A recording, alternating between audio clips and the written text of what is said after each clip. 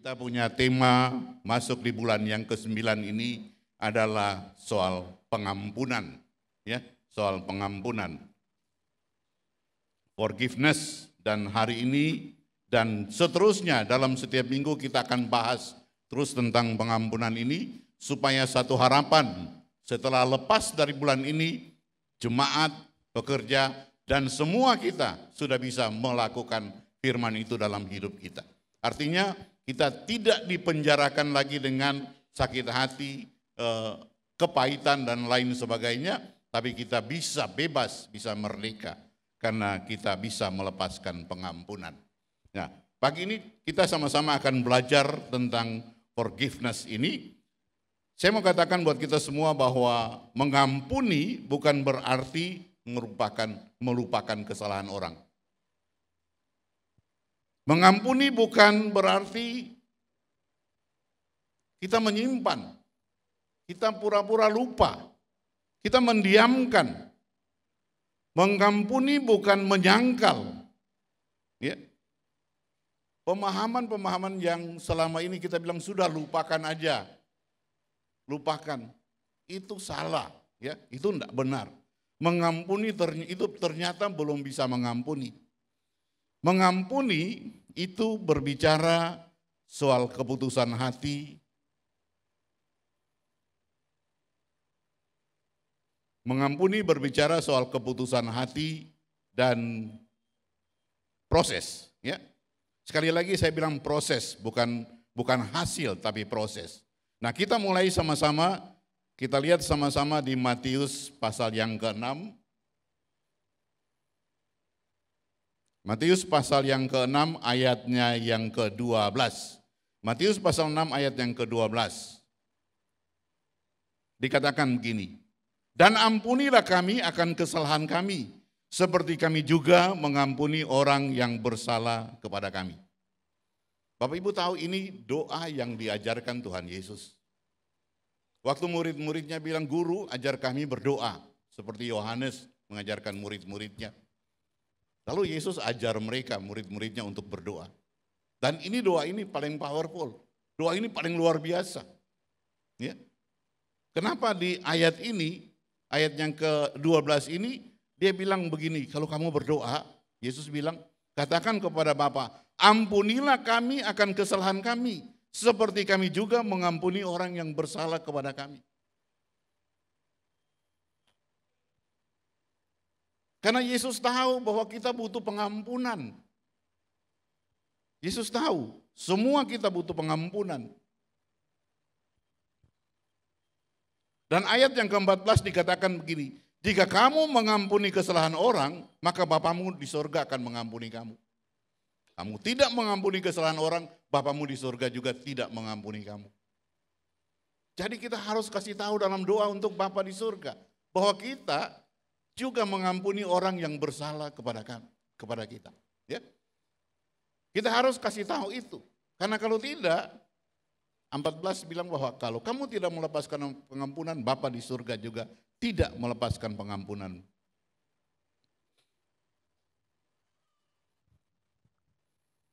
Mengampuni artinya apa?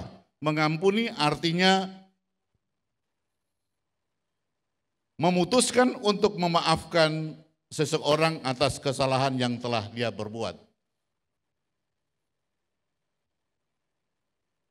Kita hari ini punya, ada gangguan ya. Tidak terbuka semua ya. Ya. Mengampuni berarti memutuskan untuk memaafkan seseorang atas kesalahan yang telah dia buat. Jadi ada harga yang harus dibayar, ya. Ada korban yang harus diberikan waktu kepada orang yang melukai kita. Dengan kata lain begini, kita bisa melepaskan. Kita bisa melepaskan emosi negatif kita yang berkaitan dengan peristiwa-peristiwa yang terjadi di masa lalu. Itu mengampuni. Mengampuni sekali lagi bukan melupakan. Ya. Mengampuni juga bisa berarti memberikan orang lain kesempatan kedua, serta berani untuk memulai hubungan yang baru dengan orang tersebut. Kasih kesempatan yang kedua untuk orang itu. Bagaimana proses mengampuni?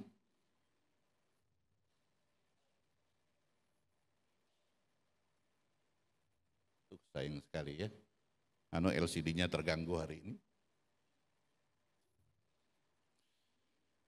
Proses mengampuni yang pertama kita harus menyadari akan peristiwa yang melukai kita. Jadi bukan melupakan, kita harus menyadari peristiwa yang melukai kita. Jadi kita menyadari dan kita tahu, bukan kita melupakan. Artinya begini, kalau kita melupakan itu kita menipu diri kita sendiri. Saya kasih contoh, kalau seandainya seorang istri melihat suaminya ditembak di depan matanya, peristiwa itu tidak mungkin dia lupakan. Jadi omong kosong kalau kita bilang mengampuni itu melupakan. Ingat ya ingat, tapi pada kita ingat peristiwa itu, kita tidak luka lagi, kita tidak rasa sakit lagi, itu mengampuni. Ya. Jadi yang pertama kita harus menyadari peristiwa itu, peristiwa yang melukai kita, bukan melupakan. Yang kedua, kita harus mengaku dengan jujur rasa sakit yang kita rasakan di hati kita. Kita mengaku memang itu sakit. Sekarang ini kita diajarkan, kalau kita kecewa dengan seseorang, kita bilang, perbuatanmu itu saya kecewa. Supaya jangan tertimbun itu hal-hal yang negatif di hati kita. Kita beritahu dan kita perbaiki. Ya, kita marah tapi marah secara yang tidak berbuat dosa, marah yang asertif. Ya, itu diajarkan saat-saat ini seperti itu. Lalu yang ketiga, kita menyerahkan sakit itu kepada Tuhan. Kita menyerahkan sakit hati kita itu pada Tuhan. Lalu kita mengucapkan pengampunan kepada orang yang melukai kita itu. Nah itu caranya, tingkatan-tingkatannya. Kita lihat bagaimana Tuhan Yesus menyadarkan orang Farisi dan ahli-ahli Taurat soal mengampuni ini. Ada satu kisah yang diceritakan di Yohanes pasal 8 ayat yang ketiga dan seterusnya. Kita tidak usah baca, saya ceritakan saja ini peristiwa. Suatu ketika Tuhan Yesus lagi mengajar di Bait Allah. Lagi mengajar, tiba-tiba ahli-ahli Taurat dan orang Farisi datang ke dalam Bait Allah itu. Mereka bukan datang sendiri, mereka membawa seorang perempuan muda kepada Yesus.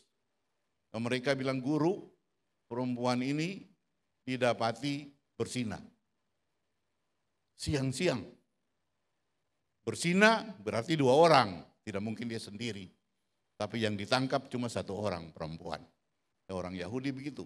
Laki-laki dibebaskan, perempuan yang jadi beban. Perempuan dibawa ke depan Yesus lalu dibilang, "Guru, perempuan ini didapati bersinah." Menurut hukum Musa, dia harus dilempar dengan batu sampai mati. Mereka mau tes Yesus bagaimana tentang hukum Taurat. Ya. Yesus tunduk di Bait Allah ke tanah, dia cakar-cakar aja tanah, enggak tahu dia tulis apa. Mereka makin mendesak dia. Kita lihat ayatnya yang ke-7, ayat yang ke-7. Mereka terus mendesak Yesus, maka ia bangkit berdiri dan berkata kepada mereka, "Barang siapa di antara kamu yang tidak berdosa, ayo ambil batu lalu lempar perempuan itu." Itu hikmat yang luar biasa dari Yesus. Karena dia tahu semua kita sudah berdosa dan butuh pengampunan. Jadi dia cuma ngomong, dia bilang begini, "Siapa di antara kalian yang rasa dirimu tidak berdosa, ayo duluan ambil batu lalu lempar perempuan itu." Dia tidak lawan hukum Taurat. Satu demi satu meninggalkan perempuan itu. Padahal batu sudah siap di tangan, mau rajam perempuan. Lalu Yesus tanya sama perempuan muda itu, "Mereka tidak menghukum engkau?" Dia bilang, "Tidak, mereka sudah pergi." Lalu dengar Yesus bilang di sini, "Aku pun tidak menghukummu." Padahal Yesus pantas untuk menghukum dia, karena Yesus tidak berdosa. Dan dia bilang, "Siapa yang berdosa? Ayo duluan, yang tidak berdosa duluan lempar itu perempuan." Yesus bilang, "Aku pun tidak menghukum engkau, tapi pergilah dan jangan berbuat dosa lagi." Ini hikmat ilahi, ini yang terus kita harus belajar dari Yesus. Rasul Paulus bilang di dalam Roma pasal yang ketiga ayat 23, dia berkata begini, karena semua orang telah berbuat dosa dan telah kehilangan kemuliaan Allah. Jadi sekali lagi Paulus sudah tahu, semua manusia butuh pengampunan, karena semua sudah berbuat dosa. Semua manusia yang dikatakan manusia itu sudah berdosa. Kita lahir dari dosa. Dikatakan begini, kesalahan itu adalah hal yang manusiawi. Saya ulangi, kesalahan itu hal biasa, hal yang manusiawi. Semua orang bikin kesalahan. Tapi pengampunan itu hal ilahi. Pengampunan ada campur tangan Tuhan. Kalau tidak kita tidak bisa. Pengampunan itu tidak akan merubah masa lalu kita. Tapi pengampunan bisa merubah masa depan kita. Karena kita dibebaskan dari penjara waktu kita mengampuni. Ya, pengampunan tidak akan merubah masa lalu kita. Tapi pengampunan bisa merubah masa depan saudara dan saya.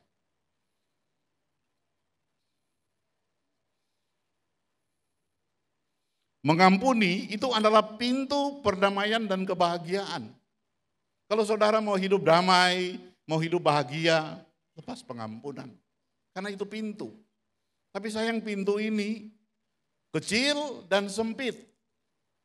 Pintu ini kecil dan sempit. Sehingga kalau orang mau masuk lewat pintu ini harus bungkuk. Ini menggambarkan apa? Kerendahan hati. Harus ada kerendahan hati. Harus ada mengosongkan diri. Baru bisa lewat proses ini. Kalau kita tinggi hati, bagaimana kita bisa lepas pengampunan untuk orang? Pintu ini ada, cuma kecil dan sempit. Sehingga kalau orang mau lewat pintu pengampunan ini, harus tunduk. Menggambarkan bahwa orang yang bisa melepaskan pengampunan harus rendah hati. Mengosongkan diri. Dan Yesus sudah mempraktekkan itu. Ya, Yesus sudah mempraktekkan itu. Kita belajar dari dia, dari Yesus. Ya. Bagaimana caranya untuk dia bisa mendamaikan kita dengan Bapaknya di surga? Ia adalah Allah yang harusnya dalam segala kemuliaannya di surga. Dia melepaskan itu, dia turun ke dunia sebagai hamba, sebagai manusia. Malah turun lagi lebih bawah lagi sebagai orang yang paling hina sampai mati di atas kayu salib. Itu Yesus lakukan. Padahal dia harusnya raja, harusnya ada di atas. Dia melepaskan semua itu, keilahiannya dia tinggalkan. Dia turun sebagai manusia, malah turun sebagai manusia yang paling hina. Itu Yesus sudah lakukan. Ya.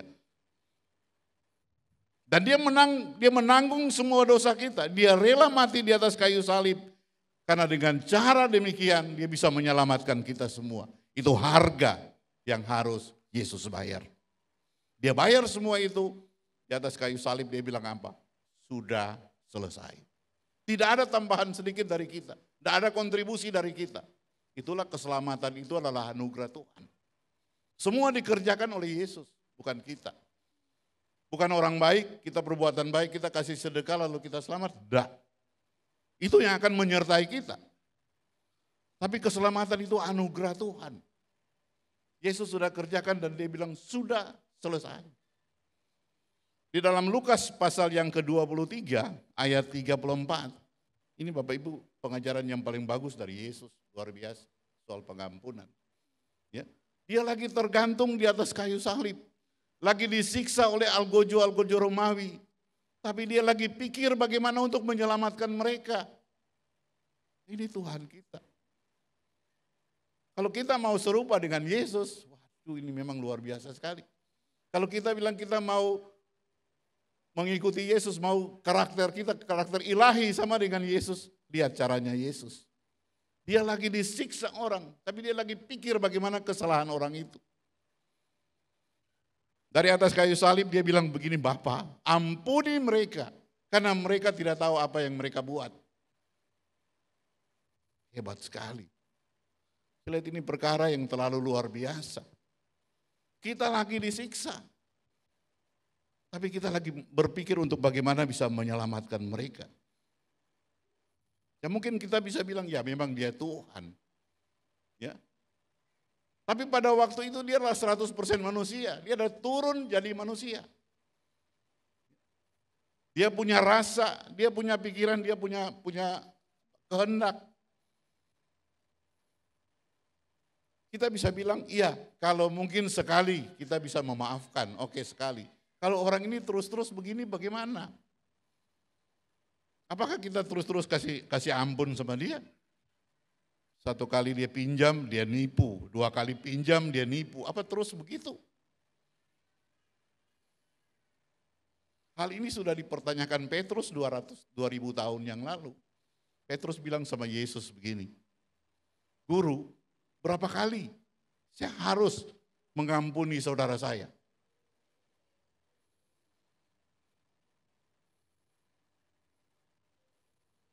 Itu Petrus bilang, berapa kali saya harus mengampuni saudara saya jika dia berdosa kepada saya? Lalu Petrus tawarkan, sampai 7 kali Kak. Kalau kita kira-kira berapa kali?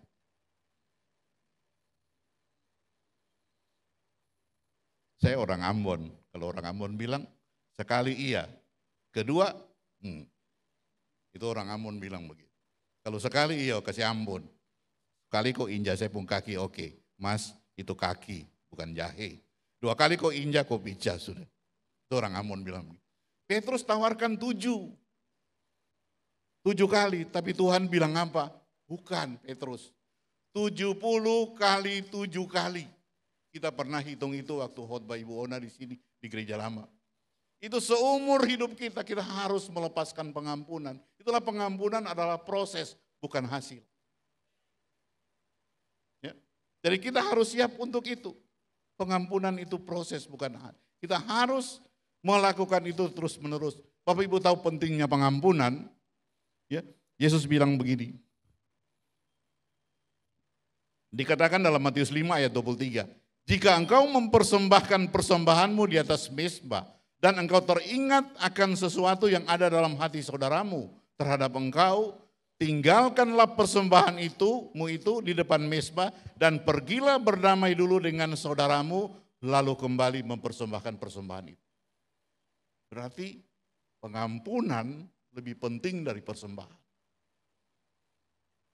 Kalau kita mau bawa persembahan, hari-hari ini persembahan kita untuk Tuhan apa?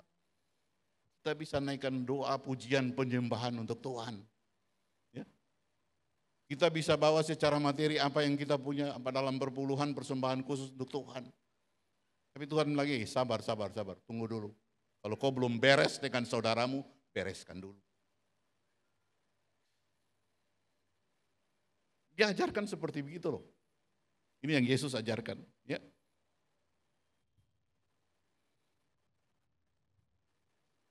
Jikalau engkau mempersembahkan persembahanmu di atas mezbah dan engkau teringat akan sesuatu yang ada dalam hati saudaramu terhadap engkau, tinggalkanlah persembahanmu itu di atas mezbah, di depan mezbah, pergilah berdamai dulu dengan saudaramu, baru kembali melakukan persembahan itu, memberikan persembahan itu. Sekali lagi saya bilang, pengampunan lebih penting dari persembahan.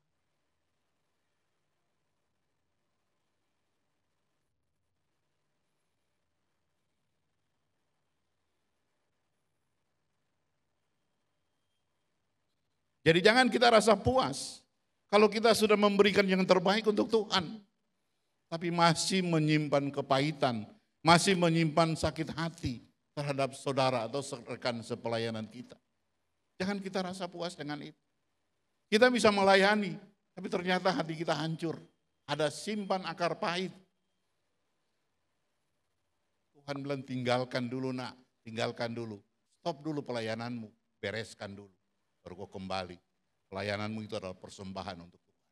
Taruh persembahanmu dulu, bereskan dulu, baru datang pada Tuhan, bawa persembahanmu. Baru itu persembahan yang berkenan bagi Tuhan. Tapi kenyataannya dalam kehidupan kita sehari-hari, saya bersyukur sekali ini tidak terjadi di sini, di gereja-gereja lain di sana, di ujung-ujung dunia sana. Ya, ini terjadi seperti begini. Ya, ada orang yang tidak saling bicara satu dengan yang lain. Bertahun-tahun, bukan seminggu 2 minggu, bukan sebulan. bertahun-tahun tidak bicara dengan orang lain, dengan temannya. Hanya karena hal sepele, hal yang kecil. Dan tidak pernah diselesaikan, tidak pernah diampuni. Dan orang-orang ini sering ada dalam gereja. Orang-orang ini ada di antara kita, ada dalam gereja. Dia juga mengambil bagian dalam pelayanan, duduk di deretan khusus, ya, sebagai para pelayan, selalu secara rutin mengembalikan perpuluhan, ya. Malah pada seperti hari-hari begini, dia ada di urutan pertama untuk mengambil perjamuan. Itu terjadi hari-hari ini. Sudah kita lupakan saja. Saya bilang jangan lupakan, harus dibereskan. Kalau kita mau datang pada Tuhan, kita harus tinggalkan persembahan kita bereskan dulu baru kita datang pada Tuhan. Karena Tuhan tuh menguji hati, Dia melihat hati. Nah ini saya mau katakan untuk kita semua hari ini, saudara, kalau seandainya, saya tahu di antara kita tidak ada di sana kan, tapi kalau misalnya itu ada di sini, nah ini waktumu untuk kita bereskan. Karena apa? Sebentar kita masuk di perjamuan kudus. Ya. Kita harus datang pada Tuhan dengan hati yang bersih. Itulah selalu selama pada waktu mau melakukan perjamuan kudus, saya selalu berdoa, Tuhan ampuni kami semua ini Tuhan, ampuni semua jemaat ini Tuhan, saya tidak tahu siapa, tapi Tuhan kuduskan kami semua, layakkan kami supaya kami bisa bersatu dengan tubuh dan darah Tuhan, karena itu kudus. Supaya itu bisa mendatangkan berkat bagi kita.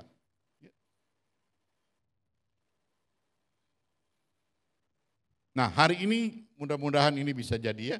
Saya mau kasih tip buat Bapak Ibu, bagaimana saudara bisa sadar, bisa mengukur diri saudara bahwa saudara betul-betul sudah bebas dalam hal mengampuni.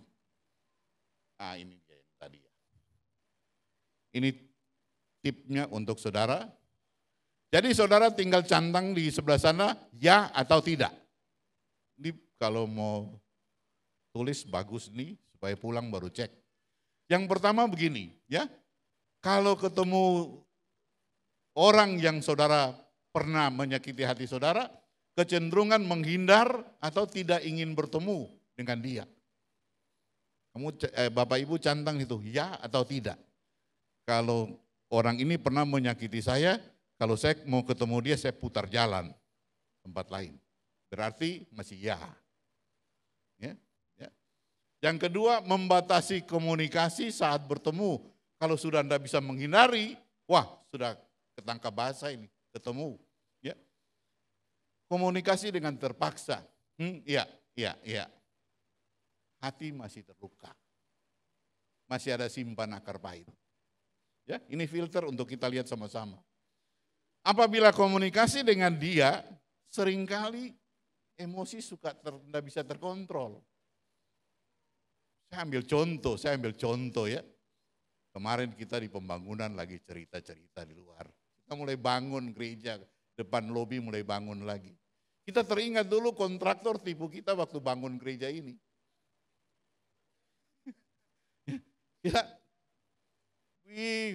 mulai timbul, itu setan itu. Nah ini kita channel masih ini masih ada akar pahit. Ya. Itu kalau saya dapat saya injak-injak dia. Nah, itu perempuan satu itu memang. Nah, berarti kita kemarin cuma kita simpan saja. Kita belum memaafkan. Kita belum mengampuni. Ya. Apabila komunikasi dengan orang itu sering timbul emosi. Lihat mukanya saja, ini setan satu. Coba kita cek masing-masing kita. Supaya betul-betul kita bisa bebas, bisa merdeka. Ya. Hati tidak merasa nyaman dan hilang semangat kalau ketemu. Ketemu dia, aduh ini satu ini lagi. Hati tidak semangat ketemu orang itu. Padahal sekali lagi Tuhan Yesus itu selalu lihat apa? Dia lihat orangnya. Dia tidak suka perbuatannya, tapi dia sayang orangnya. Perbuatannya kita benci, tapi orangnya kita sayang. Yang kelima, enggan menceritakan kelebihan orang itu, ya. Meskipun dia punya keistimewa. Dia tuh ternyata pintar nyanyi, tapi kalau mau bicara dia ya enggak pernah mau andalkan dia. Contoh ya, contoh. Jadi ada akar pahit di situ. Ada dorongan kuat untuk menceritakan kekurangan-kekurangannya. Nah, ini biasa ibu-ibu nih, tapi di sini enggak ada. Yang suka ngegosip. Nah, begitu ini lawan dulu, nah mulai terus, gosok terus. Iya memang dia begitu sih, begitu. Cek, masih ada simpan. Ya. Senang jika mendengar kabar yang buruk tentang orang itu. Wah, si A itu sudah meninggal, ya syukurlah. Memang lebih cepat, lebih baik dia tuh. Ya. Berarti hati kita tuh masih simpan. Masih ada dendam, belum selesai. Ya. Ada dorongan kuat untuk menunjukkan bahwa aku lebih hebat dari dia. Kalau orang bicara dia tuh hebat dan kenyataan memang dia enggak apa-apa kok. Yang begitu juga saya bisa kok. Berarti masih ya itu. Ya. Nanti Bapak Ibu cek sendiri supaya bisa tahu. Itu penting untuk bisa cek bahwa sudah merdeka atau belum.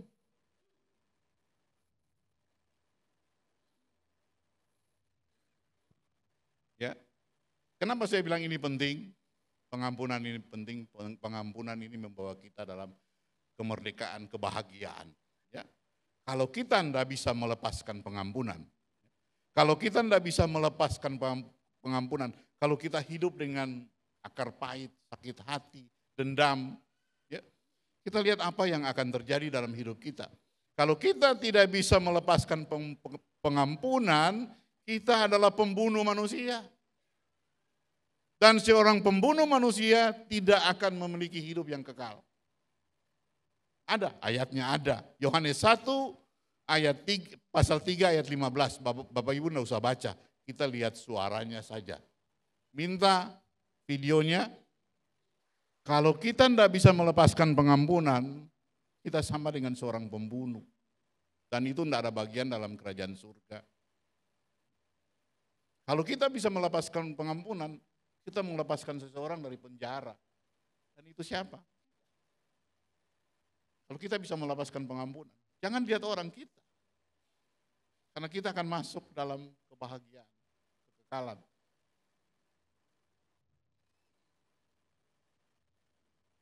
Jadi hari ini saya mau terus mengingatkan kita semua. Pengampunan itu proses, tapi kita harus lakukan itu. Pintunya sempit dan kecil. Kita harus mengosongkan diri kita. Kita harus punya rendah untuk bisa melakukan itu. Dan Yesus sudah melakukan itu. Dia sudah kasih contoh buat kita. Jadi bagaimana Bapak Ibu? Siap melakukan firman ini? Karena ini keuntungannya buat kita. Kita harus merdeka. Berapa kali kasih pengampunan? Nah, tadi sudah dihitung. 70 kali 7 kali. Hitung sendiri. Dulu kita hitung akan kepala sakit. Seumur hidup Buona, kita cuma bilang kasih pengampunan.